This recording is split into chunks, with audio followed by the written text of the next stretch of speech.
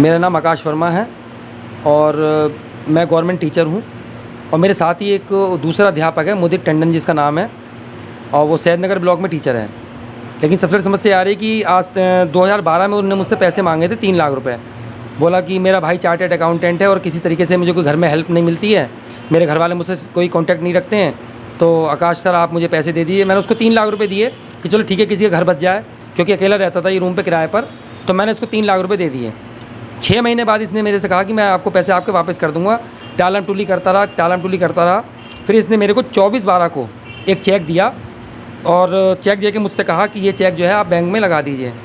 24 दिसंबर 2012 को मैंने ये चेक लगाया, तो वो चेक जो है 26 तारीख को बाउंस होकर वापस आ गया। मैंने फिर इससे कहा कि भाई मेरे पैसे मुझे वापस कर दो, मेरे पैसे मुझे वापस कर दो। ये टालम टूली करता रहा। बोला आकाश भैया थोड़े दिन रुक जाओ।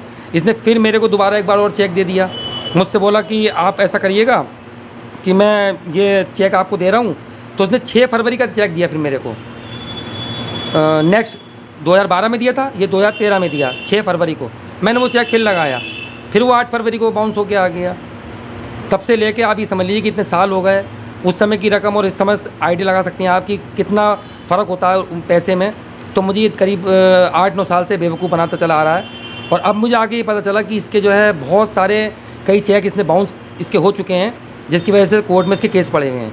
मैं नहीं हूँ अकेला इसका, लेकिन और भी कई सारे अध्यापक ऐसे हैं जिनको बेवकूफ़ बना के कि मैं शादी करना चाहता हूँ या मेरा भाई चार्टर्ड अकाउंटेंट है रामपुर में। क्या करते हैं इन पैसों का? ये ड्रिंकर है और शादी इसकी हुई नहीं है, घर वालों से अलग रहता है और अपने भाई पे कूदता है। ये चार्टर्ड अकाउंटेंट है रामपुर की। मेरे भाइयों से, बीजेपी वालों से मेरे बहुत अच्छे संबंध हैं और मेरे भाई के इससे संबंध हैं, उससे संबंध है। इस तरीके से ये टीचरों को बलगला देता है, डरा देता है।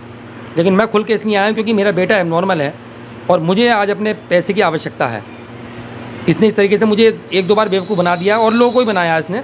तो सर मैं ये चाहता हूँ कि मेरा किसी तरीके से मेरा पैसा मिल जाए। मेरा बेटा एबनॉर्मल है, उसके ट्रीटमेंट के लिए मेरे को पैसे की आवश्यकता पड़ती है।